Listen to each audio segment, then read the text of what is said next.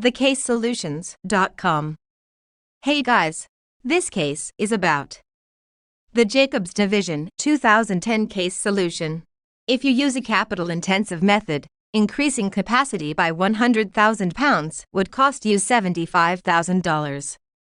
It may be computed that the capital-intensive plan would need a total investment of $150,000 if capacity is increased by $200,000 as part of the strategy in order to compare the two ways. Capacity-intensive techniques are, without a doubt, more expensive than other ways in terms of available capacity. It is possible that this project will be outsourced in order to keep costs down if the firm adopts the capital-intensive method. As a result, the overall amount of money spent by the organization will be reduced. Discount rate. When discounting future cash flows, the discount rate is utilized to arrive at present values, which are then used to calculate future values. This number is represented as a percentage of the total number. The amount of money received in the form of stock and debt is used to calculate the amount of equity and debt expenditures incurred by a firm. Alternate prices. For example, according to the Soderberg research, pricing should be risk-adjusted and sufficiently flexible to allow for production flexibility, given that the competition is predicted to be at $1.90 per pound. If the firm is able to maintain itself with robust revenues over the long term, the risk will be well worth it. This is influenced by the method of cultivation that is employed to grow the plants.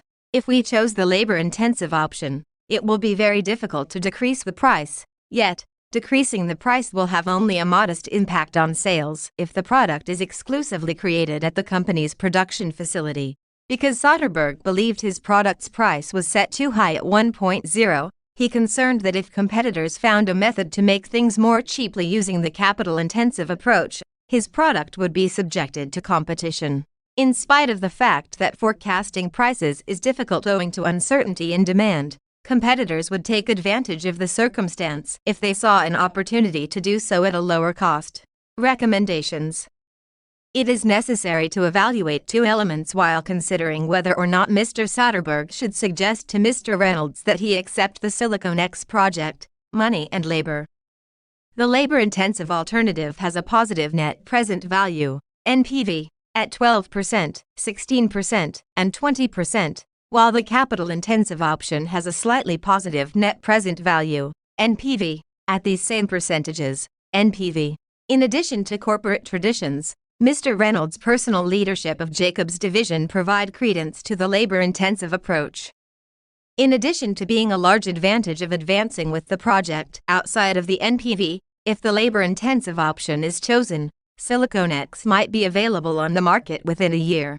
Because it is a capital-intensive option, it will take 2 years to construct and will result in zero volume during the first year of operation.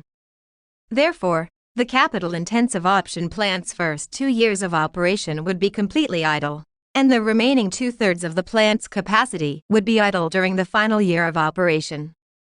It goes without saying that labor-intensive techniques are the best for making Silicon X, and this is especially true given the fact that they meet the NPV criteria of Jacobs Division's head action plan.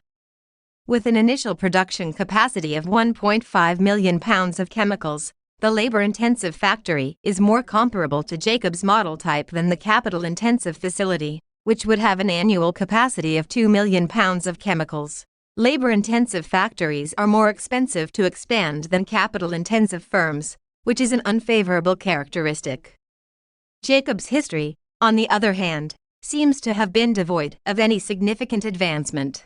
Given the possibility that this factory will be operational within a year and will be able to fulfill almost all of the projected demand for its goods, hiring more employees is the preferred option. Conclusion. It is the newest and smallest subsidiary of the Jacobs Corporation, but it is also one of the most rapidly expanding. As a result, cumulative net asset returns have averaged a healthy 13% over the last 5 years.